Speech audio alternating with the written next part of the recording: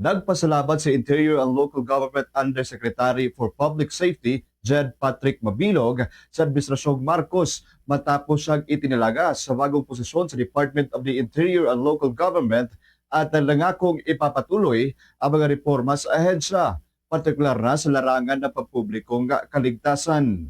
Sa isang eksklusibong panayam sa Bombo Radio Cebu, sinabi ni Mabilog na ang kanyang pagkakatalaga ay bunga ng tiwala ng kalihim ng DILG sa kanyang kakayahan at karanasan bilang dating alkalde ng Iloilo City. Binigyang diin niya na kabilang sa mga pangunahing hamon ng kagawaran ang patuloy na reforma sa Philippine National Police, Bureau of Fire Protection at Bureau of Jail Management and Penology. Anya, isa sa mga dapat tutukan ang kakulangan ng mga pasilidad at bilangguan sa bansa, kaya't kinakailangan ang mas maayos na inventaryo at pagpaplano upang matugunan ang problema sa overcrowding at kakulangan sa infrastruktura. Dagdag pa nito, isa ring prioridad ang pagpapalakas ng Unified Emergency Hotline, programa ng pamahalaan upang mas mapabilis ang pagtugon sa mga emerhensiya. Plano rin umanong pag-usayin ang implementasyon nito sa mga pangunahing lungsod tulad ng Metro Manila, Cebu, Davao City at Iloilo City. Binalikan din ni Mabilog ang mga hamon ng kanyang naranasan noong Administrasyong Rodrigo Duterte, kabilang ang mga paratang na may kaugnayan sa illegal na droga na nagbunsod ng kanyang pag-alis ng bansa. Anya, isa ito sa pinakamahirap na yugto ng kanyang buhay bilang isang lokal na opisyal. Nagpasalamat din siya sa dating alkalde at kasalukuyang vice-alkalde ng Cebu City na si Tomas Osmeña, na anya isa sa mga tumulong sa kanya sa gitna ng mga pagsubok na kanyang pinagdaanan. Sa kanyang mensahe, hinikayat ni Mabilog ang publiko na bigyan ng pagkakataon ng mga opisyal ng pamahalaan upang maipakita ang kanilang kakayahan sa pagpapatupad ng mga reforma. Ayon sa kanya, makakamit lamang ang inaasam na kaunlaran kung magkakaisa ang lahat ng sektor tungo sa tinatawag na bagong Pilipinas. Yung budget hearing po sa Congress, nakita po ako ni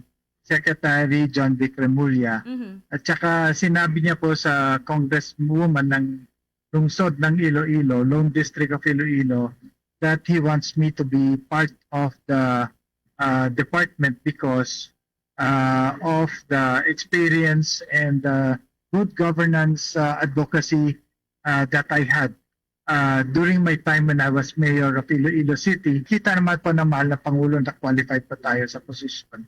Mula rito sa lungsod at lalawigan ng Cebu, Bombo Nathaniel Sandoval. This is Bombo Radio Philippines, the #1 and most trusted source of news and information.